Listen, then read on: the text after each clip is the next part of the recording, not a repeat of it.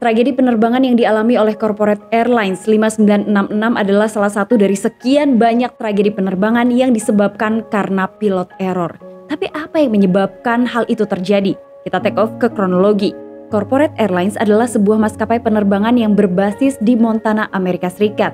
Didirikan tahun 1981, maskapai ini mengoperasikan layanan kargo dan layanan penumpang terjadwal sampai layanan penumpang charteran. Nah, pesawat yang digunakan dan juga terlibat dalam tragedi penerbangan Corporate Air 5966 adalah sebuah Jetstream 32, pesawat kecil yang tidak memiliki autopilot. Diketahui pada tanggal 19 Oktober tahun 2004, Corporate Airlines dengan nomor penerbangan 5966 terjadwal untuk terbang dengan menggunakan pesawat Jetstream 32. Nah, rencananya pesawat itu terjadwal terbang dari Bandara Internasional St. Louis Lambert di Missouri menuju ke Bandara Regional Kirksville. Di dalam pesawat kecil itu ada total 15 orang yang terdiri dari 2 orang pilot dan 13 orang penumpang. Nah, beberapa dari penumpang di pesawat itu merupakan dokter yang akan menghadiri salah satu seminar kesehatan. Kapten yang bertugas di dalam penerbangan itu adalah Kim Williamsis, 48 tahun. Ia merupakan mantan instruktur penerbangan yang telah bekerja di maskapai Corporate Airlines sejak tahun 2001. Ia memiliki lebih dari 4.300 total jam terbang. Duduk di kursi sebelah kanan adalah seorang first officer bernama Jonathan Palmer, 29 tahun. Ia juga disebut-sebut merupakan mantan instruktur penerbangan dan ia dipekerjakan oleh pihak Corporate Airlines hanya 3 bulan sebelum kecelakaan. Beliau telah mengumpulkan 2.800 total jam terbang.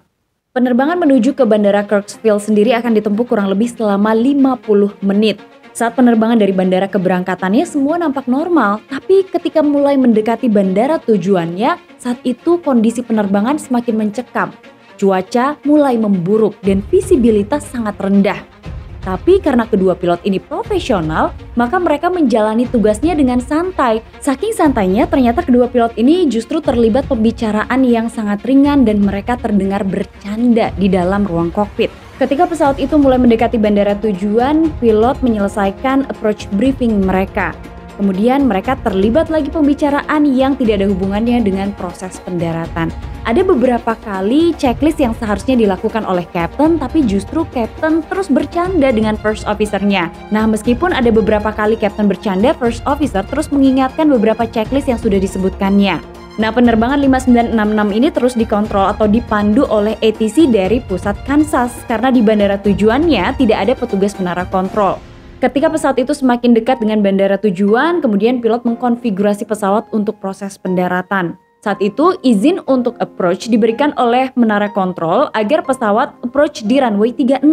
Namun ternyata kapten di dalam penerbangan itu sedikit khawatir karena mereka harus melakukan proses pendaratan non-precision approach. Ada beberapa hal yang menjadi pikiran dari kapten, tapi ia terus melanjutkan proses pendaratannya. Nah, hal itu terdengar dari rekaman CVR. Nah, pada saat pesawat itu semakin dekat dengan bandara tujuannya, anehnya kedua pilot ini belum bisa melihat di mana posisi bandara.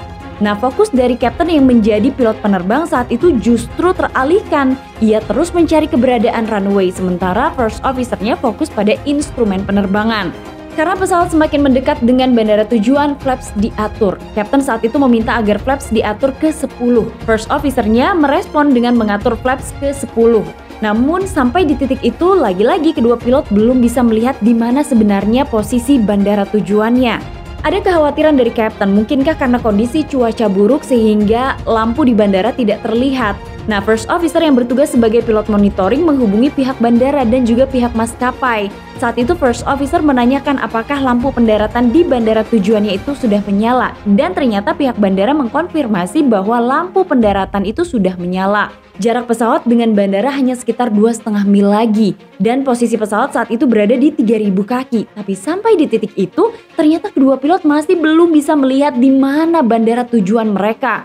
Saat itu kapten terus mencari di mana bandara, sementara first officer yang semula fokus dengan instrumen dan ketinggian pesawat jadi ikut-ikutan kapten melihat di mana posisi bandara. Dalam situasi itu beban kerja pilot semakin bertambah. Selain mereka harus fokus untuk menemukan di mana runway, kemudian mereka juga harus fokus mengenai instrumen pesawat. Mereka juga harus tetap menjaga ketinggian pesawat. Dan dalam situasi ini tidak ada ruang bagi pilot untuk melakukan kesalahan. Tapi faktanya saat itu pilot terus-menerus mencari keberadaan runway. Nah, salah satu alasan kemungkinan kenapa pilot tidak melihat keberadaan runway karena saat itu bandara tujuan mereka adalah bandara kecil.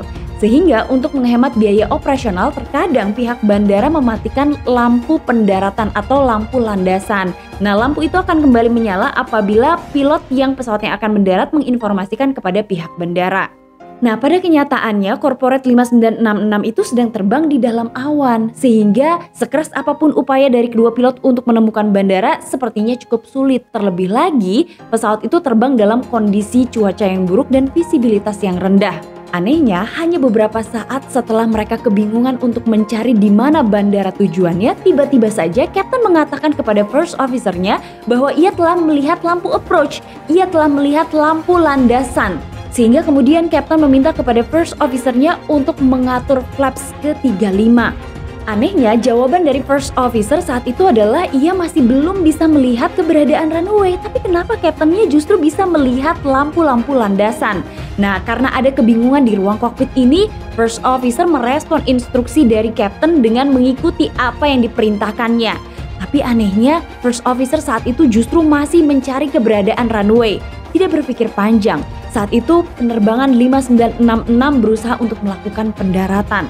Namun ternyata tanpa disadari oleh kedua pilot, penerbangan itu terus turun dengan cepat. Nah, anehnya beberapa saat setelah Captain mengatakan ia melihat lampu landasan, kedua pilot justru melihat sesuatu hal yang tidak biasa. Nah, tiba-tiba saja kedua pilot berteriak. Mereka tidak menduga bahwa apa yang ada di hadapannya bukan landasan pacu, melainkan pepohonan. Kedua pilot ini mulai melihat daratan tapi bukan landasan pacu. Kedua pilot berusaha untuk memperbaiki situasi dan sikap pesawatnya, tapi mereka tidak memiliki kesempatan. Yang terjadi berikutnya adalah pesawat mulai menghantam pepohonan. Saat itu, salah seorang penumpang memberikan kesaksian bahwa pesawat mulai berguncang dengan sangat hebat. Guncangan itu membuat situasi di kabin penumpang sangat menakutkan. Lampu di kabin penumpang saat itu mulai meredup, mati, kemudian kembali menyala. Tapi itu adalah situasi yang sangat menegangkan karena guncangan pesawat terus terasa. Saat itu juga ternyata posisi pesawat terus menghantam pepohonan dan beberapa bagian dari pesawat itu mulai terlepas dan mulai mengeluarkan api. Pesawat naas itu jatuh dan terbakar hanya dengan jarak sekitar 1,2 mil dari landasan pacu. Menurut penumpang yang sekaligus menjadi saksi di dalam penerbangan 5966, ia menyebutkan setelah pesawat itu jatuh, ia tidak mendengar lagi suara apapun, hanya keheningan yang ada di sekitar lokasi kecelakaan dan suara kobaran api. Salah seorang penumpang selamat ini justru mengatakan bahwa ketika pesawat itu jatuh, ia sempat kesulitan untuk keluar dari pesawat. Ia tidak tahu apa yang harus ia lakukan. Ketika itu ia hanya melihat salah satu penumpang lainnya selamat dan ia berusaha untuk mengikuti penumpang itu keluar dari pesawat. Nah, yang berikutnya dilakukan oleh penumpang tersebut adalah menjauh dari pesawat yang terbakar karena ia khawatir pesawatnya meledak. Nah, setelah ia berhasil berada di tempat yang lebih aman, ia baru mengetahui tidak ada lagi penumpang yang keluar dari pesawat itu selain ia dan salah satu penumpang lainnya. Mengetahui penerbangan 5966 tidak tiba tepat waktunya di bandara tujuan, maka kemudian upaya pencarian dan penyelamatan dilakukan. Setelah itu, tim penyelamat tiba di lokasi kecelakaan. Mereka hanya menemukan 2 orang yang selamat dalam kondisi luka parah, sementara sisanya meninggal dunia termasuk kedua pilot. Tidak banyak yang bisa diselidiki oleh NTSB karena pada saat itu pesawat terbakar, bagian-bagian pesawat hangus, dan mereka kehilangan beberapa bagian untuk diselidiki. Selanjutnya, NTSB mencoba untuk menyelidiki beberapa hal yang mungkin menjadi penyebab jatuhnya penerbangan 5966 seperti mesin ataupun sistem kontrol pesawat. Tapi NTSB dapat menjamin bahwa pesawat itu tidak mengalami kerusakan mesin ataupun kerusakan sistem kontrol sampai pesawat itu jatuh menghantam daratan. Meskipun kondisi cuaca saat itu buruk, tapi ternyata hasil penyelidikan NTSB mengungkap ada salah satu pesawat yang berada di depan penerbangan 5966 pesawatnya mampu mendarat dengan selamat. Ketika diselidiki lebih jauh, sebenarnya kondisi cuaca saat itu memang tidak terlalu baik, tapi tidak ada turbulensi, tidak ada juga kemungkinan penyebab yang membuat akhirnya pesawat itu jatuh. Yang jelas, tim investigasi mengungkap bahwa penerbangan 5966 turun lebih cepat dari yang seharusnya. Pesawat itu turun 1.200 kaki per menit. Pesawat itu diketahui turun 1.200 kaki per menit, lebih cepat dari yang seharusnya, karena seharusnya pesawat itu turun 900 kaki per menit. Ketika mendengarkan rekaman CVR, menurut investigator ada beberapa hal yang mengganggu, karena terdengar pembicaraan dari kedua pilot yang kebanyakan bercanda. Mereka terdengar mengejek informasi cuaca yang disampaikan oleh menara kontrol dan juga terdengar terlalu banyak bercandaan. Sehingga kemudian tim investigasi menemukan bahwa checklist yang dilakukan oleh pilot ini terganggu akibat obrolan mereka. Ada beberapa checklist yang justru tidak dikerjakan oleh kapten. Investigator mengetahui bahwa dua pilot ini adalah pilot yang berpengalaman, mereka profesional, tapi kenapa mereka terlalu banyak bercanda di ruang kokpit sebelum kecelakaan terjadi? Nah, ketika latar belakang dari kedua pilot ini diselidiki, mereka pun tidak pernah terlibat kecelakaan atau mereka juga tidak pernah terlibat hukuman-hukuman dari pihak maskapai. Lantas apa yang terjadi? Kenapa mereka terlalu banyak bercanda di dalam penerbangan itu?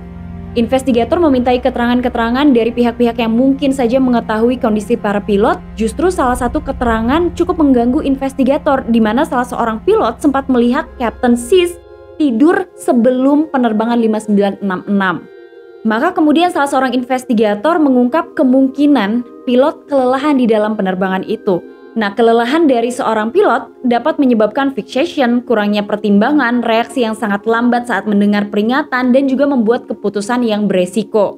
Nah, dari 4 hal yang ditemukan oleh investigator ini, mereka coba beralih ke rekaman CVR. Ternyata 4 hal ini ada dalam percakapan dari para pilot. Yang pertama adalah pada saat kapten terdengar putus asa untuk melakukan pendaratan dalam kondisi cuaca yang buruk.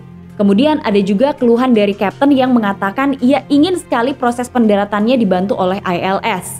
Selanjutnya terdengar first officer yang menguap dalam penerbangan itu. Dan ternyata ketika kedua pilot ini sibuk melihat keberadaan runway, saat itu ada bunyi peringatan yang terdengar di ruang kokpit tapi diabaikan oleh kedua pilot. Kemudian menurut investigator, kelelahan yang dialami oleh kedua pilot ini membuat akhirnya pilot tidak memutuskan untuk melakukan pendaratan alternatif. Justru kapten memutuskan untuk tetap melakukan pendaratan. Ia memaksakan pendaratan meskipun ia belum melihat di mana runway itu. Nah, karena tim investigasi sudah mengungkap apa yang terjadi di dalam penerbangan itu, tim investigasi penasaran kenapa kedua pilot di dalam penerbangan itu bisa mengalami kelelahan. Tim investigasi melihat catatan pekerjaan pilot. Ternyata ia melihat bahwa kapten dan first officer-nya telah bekerja bersama-sama selama kurang lebih 3 minggu. Dan ternyata di hari kecelakaan itu, kapten dan first officer-nya telah bekerja selama 14 jam. Sementara ada peraturan yang dikeluarkan oleh FAA pada saat itu, di mana pilot tidak boleh terbang lebih dari 8 jam dalam satu hari. Pilot saat itu sudah kelelahan karena kerja lebih dari 8 jam. Ditambah lagi pesawat yang diterbangkan oleh pilot ini tanpa mode autopilot, sehingga saat itu pilot harus terus fokus dengan penerbangannya.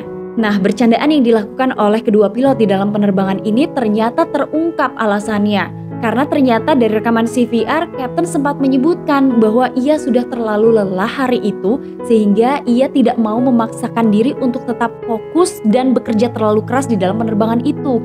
Ia membutuhkan istirahat dan ia juga mau penerbangan itu adalah penerbangan yang rileks.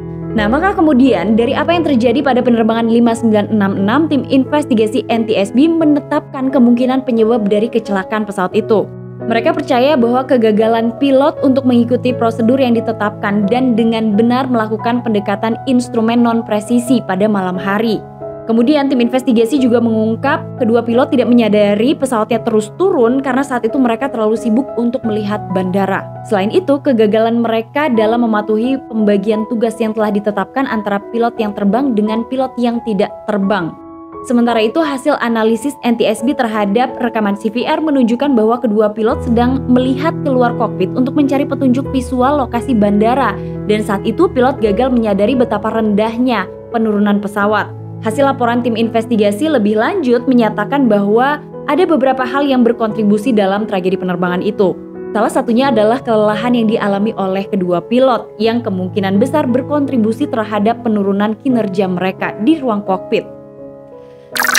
Nah, Delvers, itulah tragedi penerbangan Corporate Airlines 5966 di mana tragedi itu terjadi karena pilot yang sudah terlalu lelah setelah seharian terbang selama lebih dari 14 jam. Dan karena kelelahan inilah akhirnya tragedi itu terjadi. Dan ternyata pihak maskapai juga terlibat dalam tragedi ini. Mereka setidaknya berkontribusi dalam tragedi tersebut karena meminta para pekerjanya atau staf-stafnya untuk bekerja lebih keras lagi. Nah, kalau kalian ingat, ada beberapa tragedi penerbangan yang pernah dibahas sama Tamara Delft dan penyebabnya adalah kelelahan pilot. Apa aja? Kalian boleh sebutin di kolom komentar. Terima kasih kalian udah nonton video aku hari ini. Itulah informasi mengenai dunia penerbangan untuk kali ini. Terima kasih. Sampai ketemu lagi. Assalamualaikum warahmatullahi wabarakatuh.